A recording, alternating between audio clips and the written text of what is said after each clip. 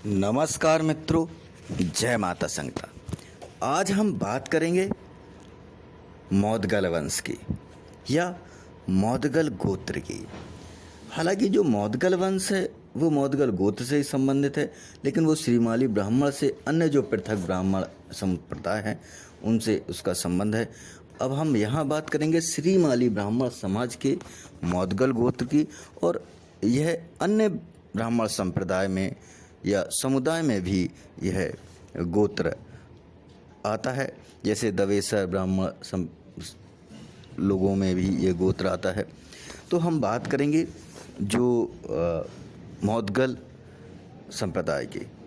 अब हम जो जिनके नाम से यह गोत्र चला है, प्रवर्तक हैं, वह मुदगल ऋषि हैं।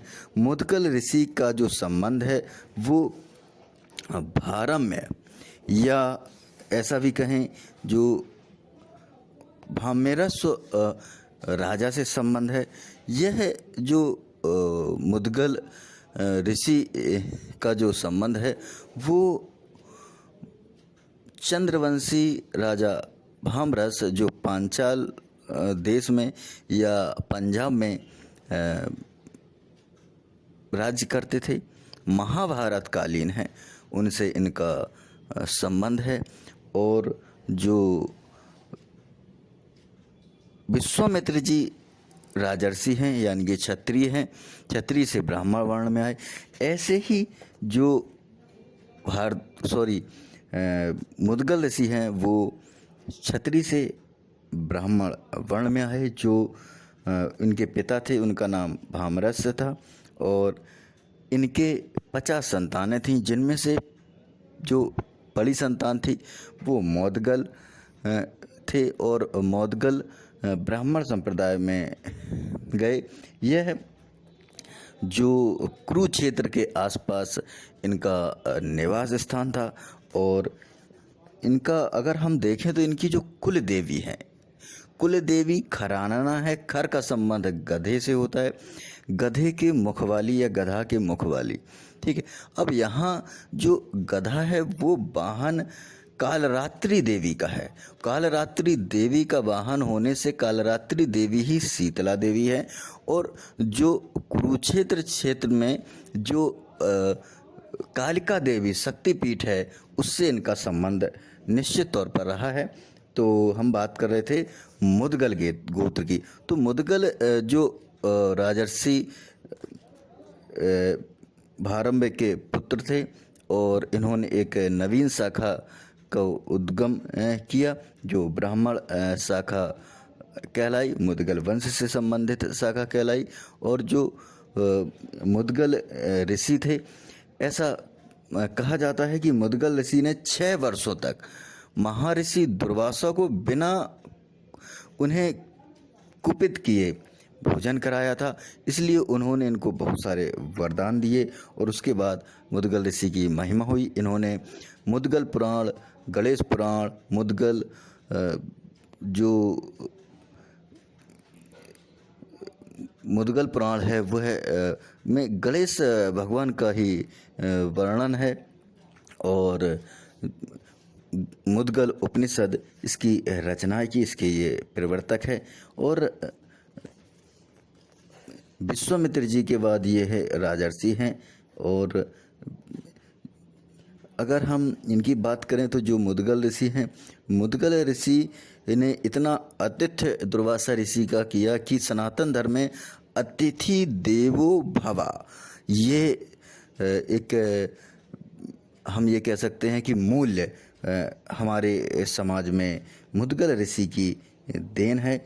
और यह ऋग्वेद के 10वें मंडल में जो 102वां सूत्र है उसके ये मंत्र दृष्टा भी हैं। और वास्तव में जो 2 से लेकर 7 मंडल हैं वो ही प्राचीन है। उसके बाद जो उसमें जोड़ा गया है वो महाभारत कालीन ऋषियों ने जोड़ा है या उसके बाद ऋषियों ने जोड़ा है। तो ये महाभारत कालीन जो ऋषि संप्रदाय का गोत्र है वो बाद में गोत्र के रूप में स्थापित हुआ। और ये अपने आप को अंगिरस ऋषि से जोड़ते थे और इसलिए इनका जो प्रवर है एक अंगिरस भी है और इस प्रवर का जो संबंध है वो श्रीमाली ब्राह्मणों से विशेषतया संबंध है। अब हम बात कर रहे थे मोदगल ऋषि के। मोदगल ऋषि के पिता का नाम हमने आपको बताया था भामरस्सु था, जो राजा थे। पिता और माता का नाम नलयानी था। और एक बात ये भी है कि राजस्थान में मंदोदरी के विवाह के बाद कुछ जो ब्राह्मण संप्रदाय के लोग आए हैं वो अपने आप को रावण से जोड़ते हैं और वो अपने आप को ऐसा मानते हैं कि वो रावण के वंशज हैं, लंका से वहाँ पर आए हैं। ये किंवदंती भी हो सकती है। अब हम बात कर रहे मुदगल गोत्र की। मुदगल जो मोदगल गोत्र है उसके 3 प्रवर हैं, अंगिरस, भारम्य और मोदगल। इसमें वेद यजुर्वेद है, यजुर्वेद से इसका संबंध है। और शाखा मध्यानंदिनी है जो यजुर्वेदी है। सूत्र कात्यायन है। यहाँ देखने वाली बात है कि सूत्र कात्यायन है, हमने आपको बताया महाभारत कालीन बाद में ये शाखाएं बनी हैं। तो महाभारत काल में ही गोत्र का उत्पन्न हुआ। सर में इसके जो हैं वो घोष हैं और कुल देवी खरानना है। खरानना का संबंध उत्तर प्रदेश में और उत्तर प्रदेश के जो संबंधित क्षेत्र हैं उनमें महाकालरात्रि जो देवी हैं, महाकालरात्रि देवी का जो शांत स्वरूप है उसे शीतला कहा जाता है, उनसे इनका प्रत्यक्ष संबंध है।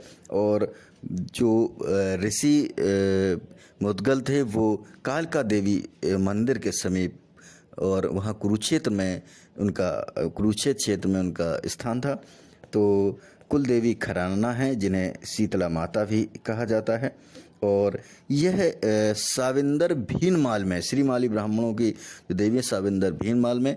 अब हम अगर बात करें तो उत्तर प्रदेश में जो लोग महाभारत काल के दौरान उत्तर प्रदेश में जिन्होंने निवास स्थान किया, क्योंकि जब भगवान श्री कृष्ण के जन्म के समय ही जब यशोदा माता की पुत्री रत्न हुई, जो पुत्री महादेवी के रूप में थी और वो सीधा विंध्यवासिनी के रूप में प्रतिस्थापित हुई, तो वहाँ से जो श्रीमाली ब्राह्मण समाज के लोग महाभारत काल के दौरान चले और देवी पंडा के रूप में विंध्याचल क्षेत्र में, कड़ा क्षेत्र में और उत्तर प्रदेश मध्य प्रदेश में जो स्थापित हुए, वो उनका संबंध इस गोत्र से अधिक जान पड़ता है। और क्योंकि सर्वाधिक जो मंदिर हैं शीतला देवी के यहाँ पर मंदिर अधिक हैं और सभी में पहले श्रीमाली ब्राह्मण थे। वर्तमान में श्रीमाली ब्राह्मणों की स्थितियाँ अब बहुत कमज़ोर हैं, वो कहाँ विलुप्त हो गए इस बात के लिए हम कह नहीं सकते। खैर, अन्य ब्राह्मण संप्रदाय में बहुत सारे लोग अन्य ब्राह्मण संप्रदाय में भी मिल गए।